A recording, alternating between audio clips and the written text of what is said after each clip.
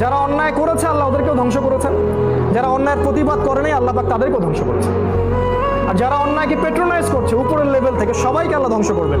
কোথায় আছে? কোরআনে আছে, সূরা বনী ইসরাঈলের মধ্যে দেখবেন, ওয়াইম মিন ক্বরিয়াতিন ইল্লা নাহনু মুহলিকুহা ক্বাবলা ইয়াউমিল কিয়ামাহ, কিয়ামতের আগেই এই জুলুমের কারণে প্রত্যেক নগরী আমি ধ্বংস করে দিব, আল্লাহ বলেছেন। কিভাবে করবেন? ওই যে পারমাণবিক যুদ্ধ আসতেছে সামনে, 800 কোটি মানুষ তো এমনি মারা যাবে না, এমন বোম পড়বে 1 সেকেন্ডে সব শেষ, 1 সেকেন্ডের মধ্যে একটা রাষ্ট্র শেষ হয়ে যাবে। 5টা বছর অপেক্ষা করেন, দেখেন কি হয়। 5টা বছর অপেক্ষা করেন, সাল বলে দিচ্ছে 2025 সাল পর্যন্ত অপেক্ষা করেন। আল্লাহ ভালো জানেন, আমরা ভবিষ্যৎ বক্তা নই। 2025 পর্যন্ত অপেক্ষা করে দেখেন কি হয় সামনে। যে কোনো সময় ওয়ার্ল্ডে একটা ম্যাসাকার ডিস্ট্রয়মেন্ট শুরু হয়ে যাবে।